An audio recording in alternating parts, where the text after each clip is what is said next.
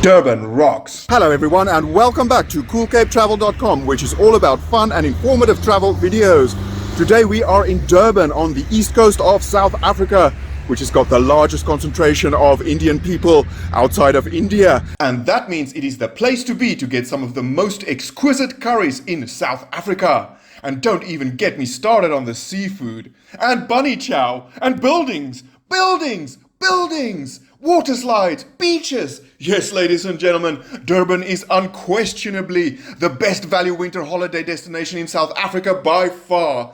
If South Africans had enough of the wet and wild winters in the Cape and the bleak and frosty ones in Gauteng, there is only one place to go to get your summer back. And today I'm going to show you why this is one of my favorite cities in the whole world. Seafood, buildings, water slides, rickshaws, sharks, and more buildings. This fabulous structure can seat up to 75,000 spectators and was built for the 2010 World Cup football tournament, which was the first one on African soil in history. And it is named after Moses Mabhida, who was the former General Secretary of the South African Communist Party. Breakfast time at the Beverly Hotel in Umhlanga, which was the first 5-star hotel in South Africa and is still a shining superstar to this day. And now we're off to the Victoria Street Market in central Durban, which is your one-stop shop for curries and spices and African curios and everything and anything in between. Everybody, I'm at the House of Curries in Durban and got my hands on a hot little lamb curry. Just look at that.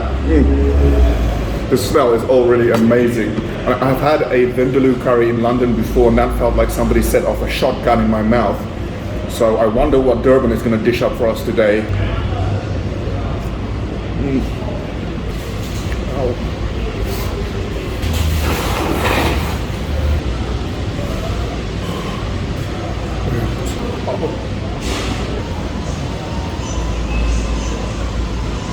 I'm sweating.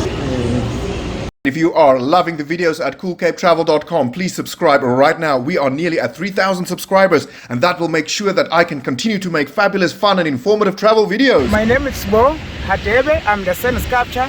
I'm always do this for my honest living. I'm from Durban. How much do you charge? Absolutely, for like this, I used to charge 150. 150, that's a bargain. Have I mentioned buildings yet? Yes, ladies and gentlemen, there is so much fabulous architecture in this city, going back all the way to the old colonial times. But my personal favorites are the elegant lines of the buildings on Durban's Golden Mile, giving off positively South Beach, Miami vibes. We are now heading south on the Golden Mile of Durban, which is the third most populous city in South Africa and also one of the largest cities on the Indian Ocean coast of the African continent. The port of Durban is of course where Mahatma Gandhi first entered South Africa, and it was on a train from Durban where he committed his first act of civil disobedience when he boarded a first-class railway compartment on the train and was subsequently thrown off in the middle of the night and was left to freeze in the middle of the blistering South African winter. And of course, of the nearly 20 million tons of sugarcane that is produced in KwaZulu-Natal every year, most of it is processed and refined right here in Durban.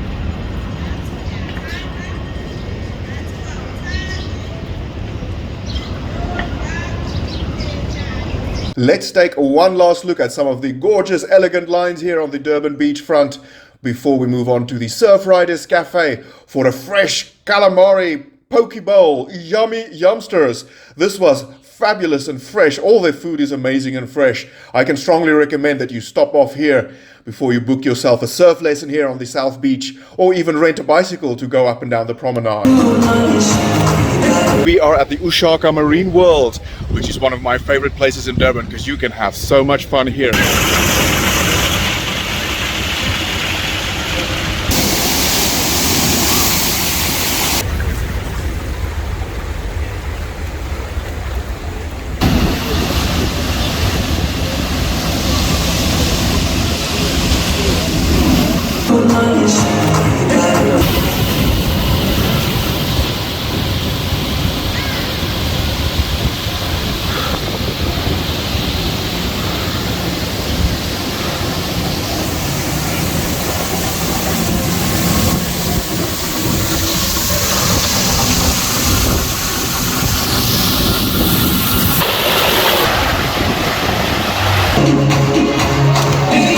And now we are heading deep into the bowels of this beautiful shipwreck to go and view some mesmerizing marine life, starting with this gloriously beautiful octopus, before we head straight into the teeth of a shark. Yes, ladies and gentlemen, that is one nasty set of teeth. Although sharks aren't nearly as dangerous as we think they are, they only kill on average 5 people a year, whereas falling TVs kill 41 people per year, and texting kills 6,000 people per year. Now look at this crazy nut. Yes, there's always one. Okay, one last shout out to our fabulous sand sculpture artist at Durban South Beach. Bunny chow time, or often referred to simply as the bunny in South Africa. It is a fast food dish consisting of a hollowed out loaf of white bread filled with curry.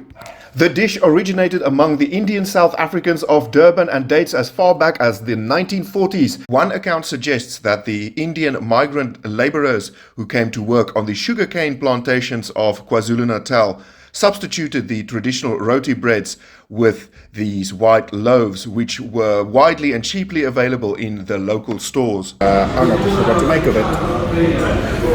So the first thing I've been told, don't use a knife and fork. How are you going to do it? Okay, the best way to eat a bunny chow, mix it with a curry sauce and a bit of meat. Oh my god, it's very hot. A little bit of bread, a little bit of the meat, a lot of the sauce.